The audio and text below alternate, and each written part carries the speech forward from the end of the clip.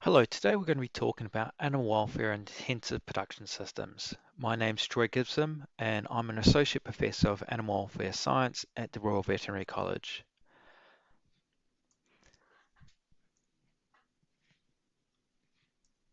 These are the learning outcomes that are going to be covered in this session. So students will, after this session, be aware of some of the perceived animal welfare issues associated with intensive production systems, describe examples of how misguided genetic selection can impair welfare, give examples of metabolic disorders that impact on animal welfare, and discuss issues that are associated with confinement and stocking density in intensive production systems. So to begin with, I need to talk about some simple definitions to get around because a lot of people confuse production systems, particularly intensive production systems, from industrialized production systems, and they are quite different concepts. So if we're thinking about an intensive production system, this is where we have high levels of production achieved from high levels of input. This doesn't always necessarily mean that we're dealing with large numbers of animals. We could actually have a very intensive dairy herd in the UK where animals are housed for at least half their lives indoors, where you only have a herd of 60 animals. And we're intensely managing those animals in that setting. So that is an intensive production system. If you think of my home country, so from New Zealand, we intensively manage cattle and sheep on grassland systems, particularly in lowland areas. So if you've got lowland cattle, particularly dairy cattle, dairy farming in New Zealand, it's all pastoral based. And in that situation, they're very intensively managed, even over grazing outside. So the whole old idea of intensive being indoor only isn't quite true. It could be small scale, but it also could be outdoor as well.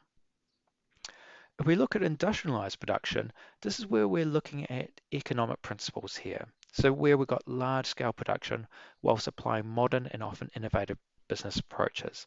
So this could be an example of vertically integrated production systems.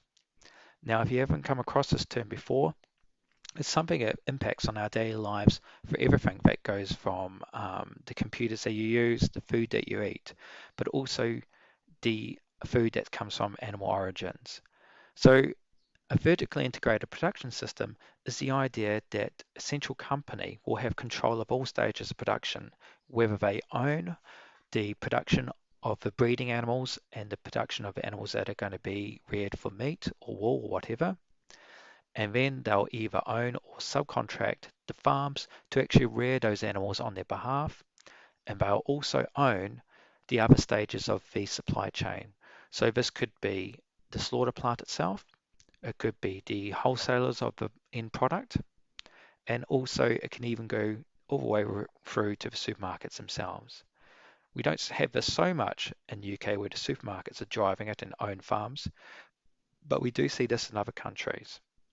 So a vertically integrated system is where the central company has control of all stages of production, and this is quite common for poultry and pig production.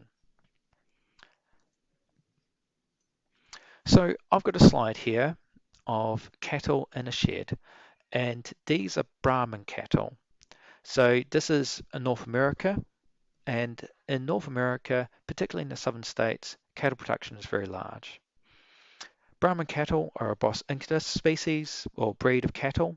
So unlike Bos taurus, which are the cattle we have in temperate climates, Bos incus is a breed of cattle that are adapted to hotter climates.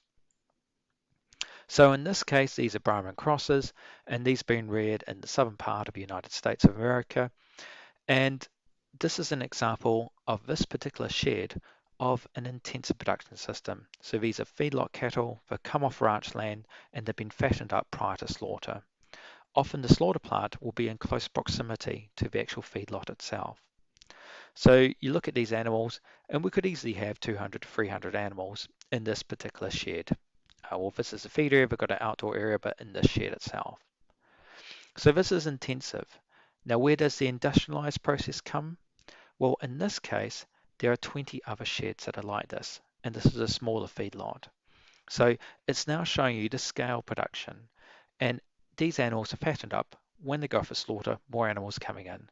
So we're using supply chain theory to actually increase production. So now we've talked about those definitions, let's talk about some of the issues associated with this. And I just have to put a caveat here that not always people get in the idea that big is always bad. It's not always the case. You can actually have good cases of animal welfare and good controls of animal welfare in large production systems. The problem is, though, these production systems do have some inherent issues associated with them, often with welfare, and it's often associated with our drive for increasing production, but also they have to be well managed. And when the management of these systems falls down, we often get these welfare compromises. So, what are some of the problems? Well, a lot of it deals with the systems that are involved. So, we have big issues with regard to confinement, overcrowding, or large group sizes. We have hazards in intentionally housed animals that are associated with the particular breeds themselves. We have hazards associated with how we feed these animals. And then it's not so much of a welfare issue in an initial case, but it can lead to welfare problems, is some systems have led to reproductive complications. And this has meant that they have to have repeat serves or number of times they have to be mated to actually produce the offspring that we're wanting to farm. And that becomes a welfare issue in how we actually get the animals pregnant. And then we have hereditary issues or complications that can cause problems for the animals. So let's talk about some common confinement systems for farm animals. And some of you will be very familiar with these systems. So we have battery cages for hens. These were banned in UK in 2012 and in Europe as well, most of Europe. These are cages where the animals are in the cage, very barren cages, but we don't have them anymore. But in UK, we do have what's called enrichment cages, which is still a cage-based system, but they have added stuff in there to actually enrich the lives of the animals, but still a cage-based system. We have dry cell stalls. Don't have these in the UK. However, these are commonly used around the world, and I'll talk about those soon. Farrowing crates. We definitely still have these in the UK, and these are for pig production. Veal crates. We don't have these in the UK, but you do have these in Northern Europe. Tethered cattle and sow systems. Again, we don't have these so much in UK. However, these are very common around the world. And then you have cage systems for rabbits, mink, quail, and even caged salmon. Don't forget, just because it's not on land doesn't mean that we don't worry about the welfare of fish. And there's a lot of work now that's ongoing looking at our welfare of aquatic species. So let's talk about tethered stalls.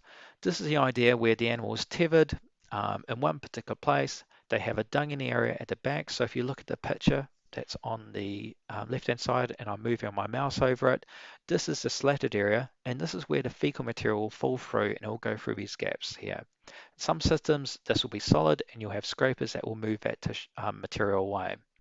Then you have partitions, sometimes they're solid, sometimes they're just open bars, even a feeding area. And if we have a look at this picture here of these cattle, these are dairy cows in North America. They've got a bedding area, they've got straw bedding there, and then they've got a feed passage, and these animals are tethered. Now, this is quite common, particularly in colder climates where you'll have tethered animals. In summer, these animals may be outside, but in some cases they can be year-round outside, indoors in a situation like this.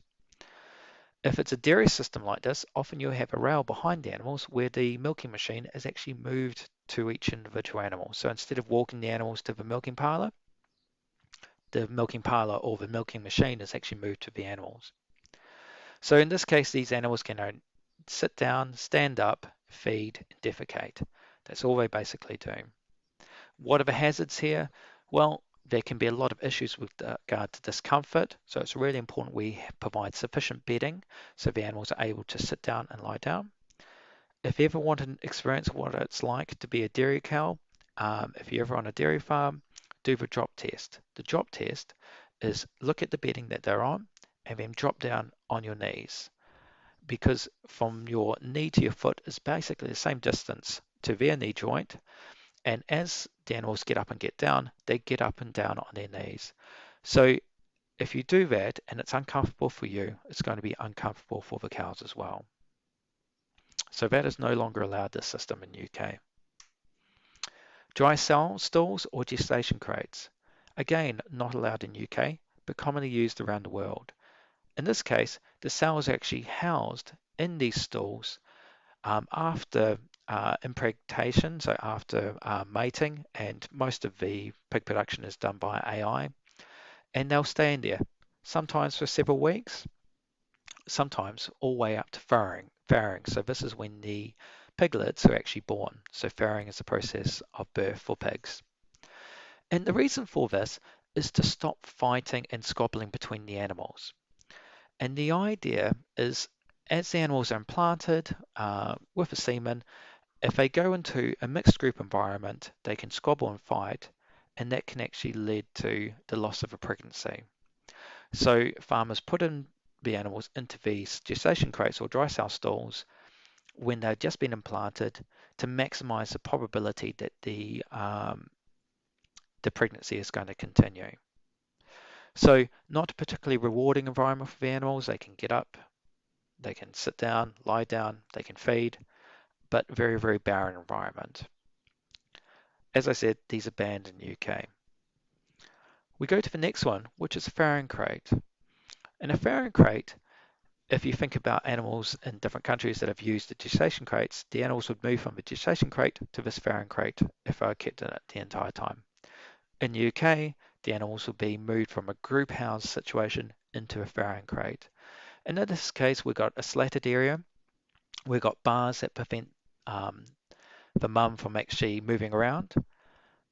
And the sow itself can only stand up, sit down, and lie down. The idea here, though, is the bars restrict movement to prevent crushing injuries to the piglets. Now, let's think about the sow.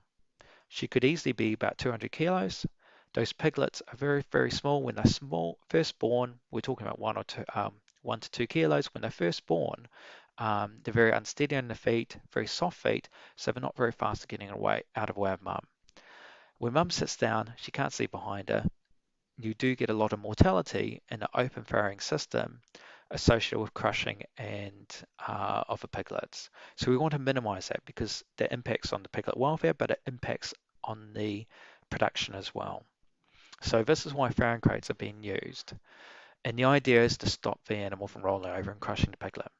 It still happens, so we still have hazards of this, but it is a lot more reduced. Now there are some advantages of a farrowing crate. So in this case, it's very hard to see. I'll use my mouse. Over in this area in the front, you can see this little opening here where there's a red light. This is the creep area. So this is where the piglets can actually go to for a bit of a rest from mum. And the interesting thing is the temperature requirements of the piglets and the sows are very different. So the sows prefer lower temperatures, meanwhile the piglets prefer up to 33 degrees initially, and that decreases their requirements as they actually mature. So we often provide a creep area which will have a heat lamp and bedding for the piglets to go to when they're getting cold. The other advantage from a veterinary point of view, it makes it a lot simpler to actually perform your husbandry techniques with the animals. So you can capture the piglets, you can do vaccinations, iron injections. If need to, you can do tail clipping and teeth clipping. These are all common practices that are done on farm. And sows themselves are actually quite dangerous. So you do have to be careful when you're working with piglets. And if you've got an open system, the sow will actually go for you. So you're at serious risk. By having a closed system like this, where you can actually shut the doors of a creep area and have the piglets in there, you can actually work with the animals in relative safety. So let's look at the advantages and disadvantages of farrowing crates. As I just said, the advantages are less piglet mortality from crushing, ease of inspection and healthcare. Also, it makes cross-fostering and general management a lot simpler. So if you're having to foster piglets from one cell to another, maybe she's got damaged teats, maybe she was harmed during birth and she has to be euthanized. It's a lot simpler to cross-foster when we've got a farrowing crate situation. The disadvantages, these are pretty obvious. We've got unrewarding environment for the cell, less social interaction. Piglets are very intelligent animals and are very socially aware animals, so they do actually prefer to be in groups. We get thwarted behaviours. So nest building is a very strong behaviour for sows, and by having them in a farrowing crate, we're limiting the ability for those animals to perform those behaviours. And we can get risk of skin and contact lesions. So here we have a picture of a sow with a contact lesion on the side of it associated with a skin sore. So not particularly nice. There is a movement away from farrowing crates. The problem is the alternatives that have been developed often take up a lot more space, and because of that, reduce the economic output of the farm itself. So there's a bit of a balancing act here. So I hope you've enjoyed this short lecture I've just given. I haven't covered everything that I'd normally give in a lecture, but it gives you a taster of what we cover with regard to animal welfare um, in the BVetMed course here at the Royal Veterinary College. Thank you for your time.